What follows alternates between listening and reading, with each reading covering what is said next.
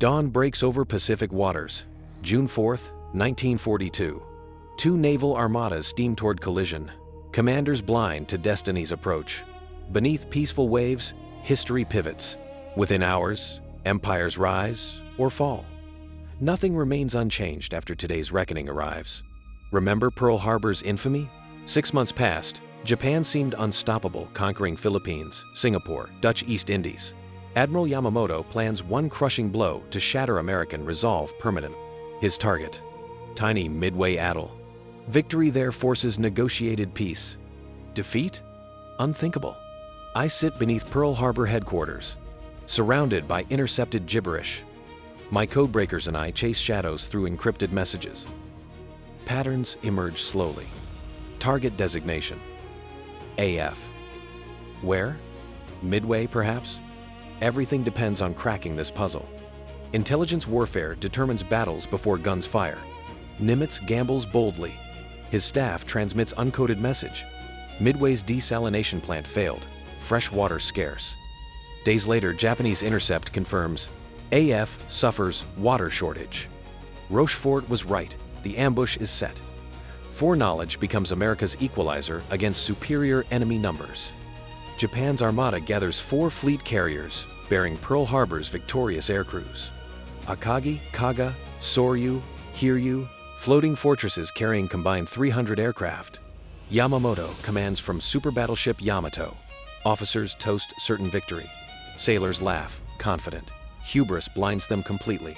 Yorktown limps into Pearl Harbor. Bomb damaged from Coral Sea battle. Engineers estimate 3 months repairs needed. Nimitz demands 3 days. Welders work around the clock. Impossible becomes routine. 72 hours later, Yorktown sails toward destiny, patched but fighting. Determination trumps logistics.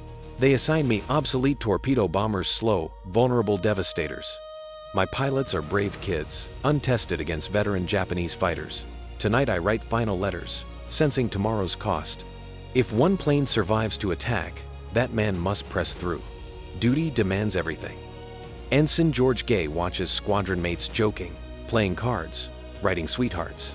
He's 25, practically ancient among these boys. Something feels wrong tonight. Tomorrow they'll face zeros and flat curtains. Gay wonders silently. Who among us sees another dawn? Fear tastes metallic. Commander Fuchida, Pearl Harbor's strike leader, lies in Akagi's sick bay, felled by appendicitis. Above, mechanics prepare aircraft while pilots brief. Fuchida feels inexplicable dread. Pearl Harbor brought glory. Something intangible warns this battle brings catastrophe instead. Intuition whispers danger. June 3rd. Patrol planes spot Japanese transports. Bombers attack ineffectively. Night falls tense. Both fleets maneuver blindly, seeking advantage. Sailors check equipment compulsively. Pilots rehearse mentally. Officers study charts uselessly. Dawn brings reckoning. Sleep eludes anxious men everywhere. 4:15 a.m. Search planes launch from Midway into darkness. At 5:45, radio crackles urgently. Many planes heading Midway bearing 320 distance 150. The enemy found us first. Midway's defenders scramble desperately. Fighters climb.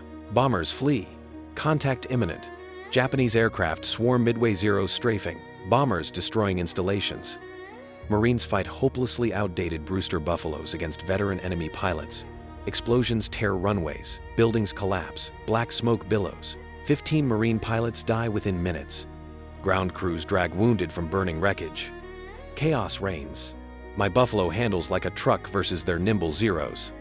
Wingmen explode around me. Johnson, Henderson, gone instantly. Cannon shells tear my fuselage. Controls barely respond. I'm diving, spinning, somehow still breathing. Friends dead. I survived. Why me? Guilt arrives before relief. Lieutenant Tominaga radios from Midway strike. Second attack necessary. Admiral Nagumo hesitates. Reserve aircraft carry ship, killing torpedoes. Switching to land attack bombs requires precious time. Intelligence reports no American carriers nearby. Nagumo orders the changeover.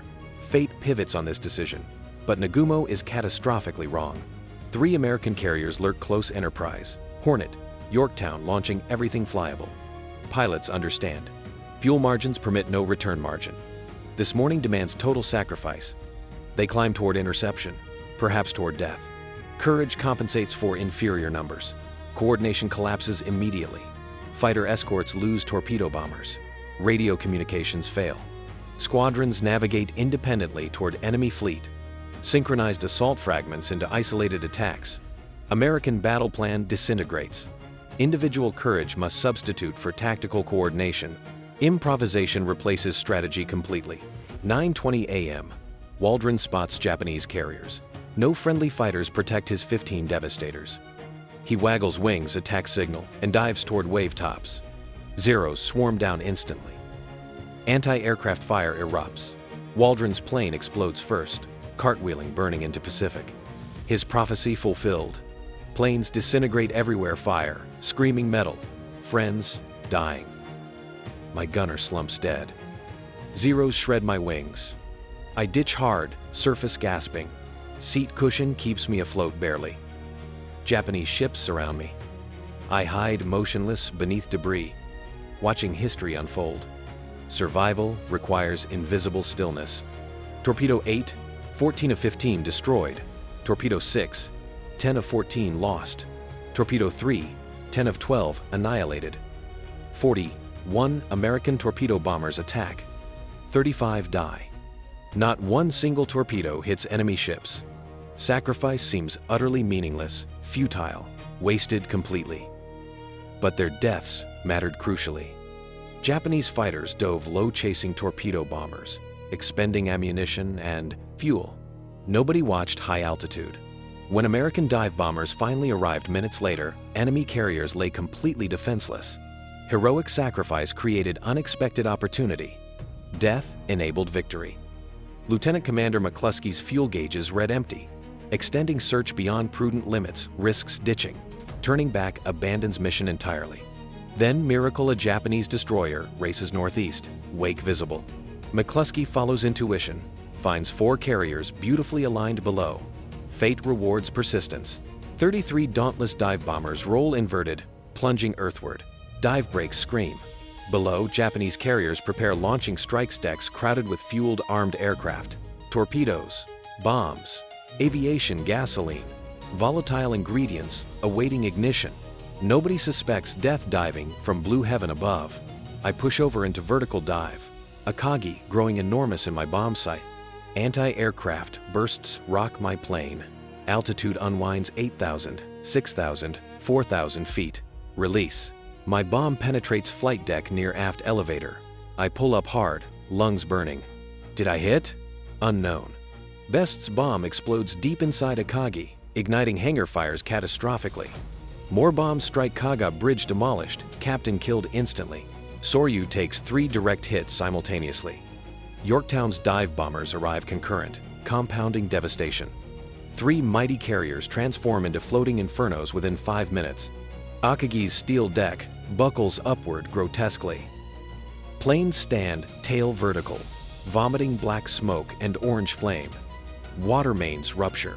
Firefighting becomes impossible. Men leap overboard, preferring drowning over burning alive. Nagumo stands paralyzed, watching Empire die. Staff forcibly evacuates him to cruiser. Below Kaga's shattered deck, damage control sailors fight, spreading fires desperately. Bomb magazines ignite sequentially, explosions shake bulkheads. Smoke suffocates trapped men. Temperatures rise unbearably. Some compartments become ovens, literally incinerating humans alive. Survivors remember screams echoing endlessly through steel passages. Soryu suffers quickest death. 3 bombs penetrate within 40 seconds. Hangar explosions blow flight deck panels skyward like cardboard. 20 minutes later, captain orders abandonment. Soryu capsizes, sinking by evening. 700 men perish. 1 carrier completely gone forever. Hiryu alone escaped American dive bombers, steaming separately. Admiral Yamaguchi orders immediate retaliation. 18 bombers and 6 fighters launch toward reported American position. Revenge fuels them. They locate Yorktown. Despite defensive fighters and anti-aircraft curtains, several penetrate successfully. Bombs strike home. 3 bombs hit Yorktown, fires erupt. Boilers damaged, speed drops critically. Repair crews demonstrate extraordinary skill, containing damage. restoring partial power miraculously. Within 2 hours, Yorktown steams again, recovering aircraft. American resilience defies Japanese expectations completely. She refuses dying easily. Hiryu launches 10 torpedo bombers. They find Yorktown again, misidentifying her as second undamaged carrier. 4 torpedoes tear port side open. Massive flooding follows immediately. 17-degree list develops. All power fails. Captain Buckmaster reluctantly orders abandonment. Destroyers rescue survivors. Yorktown drifts helplessly. Scouts locate Hiryu. Spruance orders immediate attack despite approaching darkness. 24 dive bombers find Japan's last operational carrier. 4 bombs strike fires, consume flight deck rapidly. Hiryu's battle ends. Japan's entire carrier striking force destroyed within single day. Strategic balance reversed. I float amid wreckage all day, watching carriers burn and sink. Zeros strafe survivors occasionally. I feign death, motionless. Night brings hypothermia, shivering violently, teeth chattering uncontrollably. Dawn. PBY Catalina rescues me finally. I'm the sole Hornet Torpedo 8 survivor. Guilt overwhelms relief.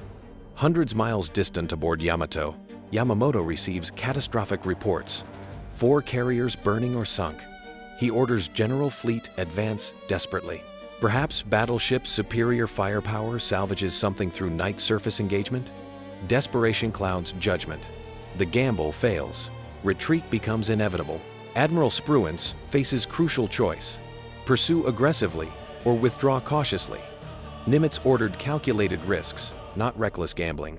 American carriers remain vulnerable if Japanese battleships close during darkness. Spruance withdraws eastward. Prudence over glory. Critics question caution. Spruance sleeps soundly nonetheless. June 5th dawn reveals scattered Japanese forces retreating westward. Yamamoto cancels Midway invasion completely. Search planes find heavy cruisers Mogami and Makuma, collision damage from nighttime confusion. American dive bombers attack relentlessly throughout day. Makuma sinks. Mogami escapes grievously wounded. Revenge tastes bittersweet. Destroyers approach burning Akagi. Nagumo's former flagship still floats barely, consumed by flames above waterline. Destroyers mercifully fire torpedoes. Akagi slips beneath waves at dawn. Kaga already rests on ocean floor. Soryu disappeared hours earlier. Hiryu follows soon. 4 fleet carriers gone forever. Yorktown refuses dying. Salvage crews reboard, attempting Pearl Harbor tow. Pumps fight flooding. Bulkheads get shored. 2 days, Yorktown drifts stubbornly. Japanese submarine 168 penetrates destroyer screen. 4 torpedoes strike Yorktown and destroyer Hammond. Both sink June 7th. Battle ends finally. Tokyo newspapers report glorious victory falsely. Citizens celebrate ignorantly. Military leadership knows devastating truth. 4 irreplaceable carriers lost. Hundreds experienced pilots dead. America lost 1 carrier, quickly replaced. Strategic balance shifted permanently. Offensive capability vanished. Japan enters unwinnable defensive war. Yamamoto returns defeated, though publicly honored. He understands implications completely. After Pearl Harbor, he reportedly feared awakening sleeping giant. Midway confirms his darkest fears. America's industrial might now matters more than tactical brilliance. Mathematics doom Japan. He knows war is lost. Lieutenant Commander Waldron receives posthumous Navy Cross. His widow accepts it, clutching their children tightly. Torpedo 8's sacrifice wasn't meaningless ultimately. Their attack pulled Japanese fighters downward, enabling dive bombers' success. Heroism sometimes requires dying so others succeed. Waldron understood this. Richard Best lands aboard Enterprise, lungs burning agonizingly. Defective oxygen equipment damaged them during his dive. Tuberculosis develops rapidly. Best never flies combat again, medically retired. 2 carriers sunk in 1 day. Career ends at 32. He survives until 2001. I return to Enterprise, sole Hornet survivor. Nightmares plague me, nightly friends' voices calling, planes exploding repeatedly. Inquiry boards demand testimony, forcing me to relive horror endlessly. I write books eventually, sharing our story. Some wounds never heal. memory becomes burden and responsibility. Rochefort's codebreakers proved intelligence wins battles decisively. Yet jealous Washington bureaucrats deny him Navy Cross, reassigning him to meaningless posts. His decryption work saved Midway, perhaps America itself. Recognition comes decades late, posthumously.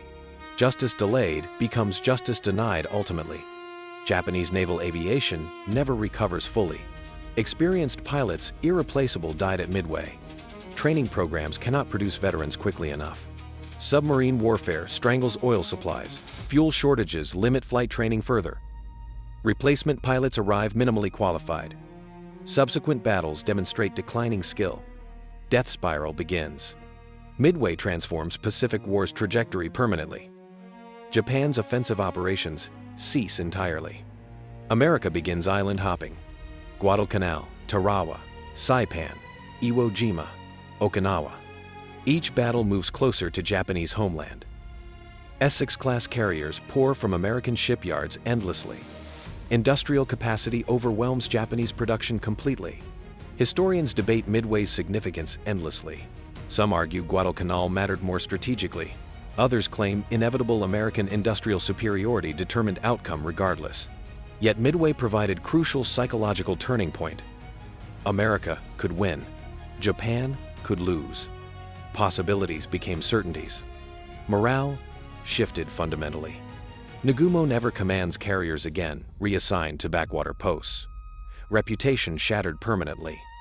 During Saipan's fall in 1944, Nagumo commits ritual suicide rather than face capture's dishonor. His career peaked at Pearl Harbor. Midway destroyed him spiritually before physically ending him. Midway Atoll itself remains obscure, tiny coral dots on vast Pacific emptiness. Yet geography made it strategically priceless. Control threatened Hawaii or Japan depending on possessor. Ironically, neither side invaded successfully. Midway's importance lay in symbolic defense, not tactical occupation. American newspapers celebrate victory extravagantly. Public morale soars after months of depressing defeats. Pearl Harbor avenged, finally. Japanese expansion halted, yet casualty lists temper celebrations. Hundreds died: pilots, gunners, sailors. Families mourn sons, husbands, brothers. Victory costs blood. Freedom demands sacrifice. Underwater explorers discover carrier wrecks resting 3 miles deep. Akagi found October 2019. Kaga located same expedition. Ghostly hulks lie inverted on seafloor eternally. Soryu remains undiscovered still. Graves of thousands, silent monuments to decisive battle. Ocean keeps secrets. Survivors gather annually, numbers dwindling inexorably. They remember friends who never aged forever, young in memory. Veterans compare notes, filling gaps in understanding. Some cry, others laugh at shared experiences. Combat brotherhood transcends time itself. Eventually, last veteran dies. Living memory becomes written history. Midway reshapes naval doctrine permanently. Carrier aviation dominates sea warfare. Battleships become obsolete relics. Intelligence gathering achieves strategic priority. Damage control training intensifies everywhere. Fuel management improves aircraft range. Coordination between squadrons tightens. Blood purchases knowledge. Military study Midway for generations. Midway demonstrates Fortune's immense role in warfare. McCluskey nearly missed Japanese carriers entirely. Dive bombers arrived precisely when enemy fighters flew low. Timing, luck, providence, whatever label fits, mattered enormously. Preparation creates opportunities. Chance determines outcomes. Generals plan. Fate decides. Historians question whether Midway qualified as miraculous victory or merely inevitable result of superior intelligence and industrial capacity. Both perspectives contain truth simultaneously. Rochefort's codebreaking provided critical advantage. American factories built replacement carriers faster than Japan sank them. Yet June 4th's outcome remained uncertain. Midway today hosts small wildlife refuge. Albatrosses nest on former runways. Rusting infrastructure crumbles slowly under salt air. Tourists visit occasionally, walking hallowed ground reverently. Wind whispers through ironwood trees. Ocean waves crash endlessly. Here, 8 decades ago, young men fought, bled, died, history pivoted. What transforms ordinary men into heroes? Necessity, perhaps. When civilization teeters, individuals rise instinctively. Waldron knew death awaited, yet attacked anyway. Best pressed through flak despite failing oxygen. Gay survived through pure willpower alone. Heroism means doing duty despite overwhelming terror. Midway reminds us wars pivot on moments. Rochefort's decrypt. McCluskey's extended search decision. Best's bomb striking Akagi's elevator precisely. Remove any single element, outcomes change dramatically. History balances on razor's edge perpetually. Individuals matter profoundly. Choices echo across decades. Responsibility weighs heavy. We sanitize warfare, abstracting battles into strategy discussions and casualty statistics coldly. Midway wasn't chess. Real men drowned, burned, bled. Screams echoed across waves. Flesh tore. Families shattered permanently. Victory's price included 30 Torpedo-8 aviators. Hundreds more. Remembering costs honors sacrifice. Japan's militarists learned harsh lesson. Initial advantages mean nothing against superior resources properly mobilized. Pearl Harbor bought 6 months. Midway ended them. Subsequent 3 years merely confirmed inevitable outcome. Industrial warfare rewards factories and fuel, not courage or skill alone. Mathematics determines destinies. Could Japan have won Midway possibly? Perhaps, if Nagumo hadn't switched ordnance foolishly. If reconnaissance found American carriers earlier. If torpedo bombers coordinated with dive bombers effectively. Alternative histories fascinate because outcomes seemed genuinely uncertain. Participants understood stakes completely. Everything hung on execution. Midway demonstrates intelligence value conclusively. Rochefort's team gave Nimitz priceless advantage. Foreknowledge of enemy intentions.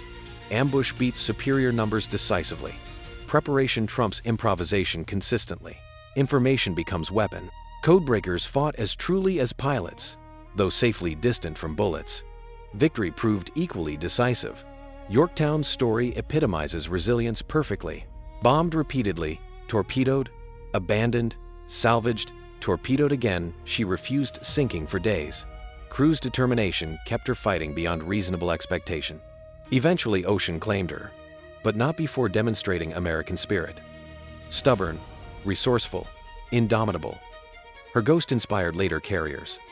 Walk Midway's quiet beaches today. Imagine dawn on June 4th, 1942.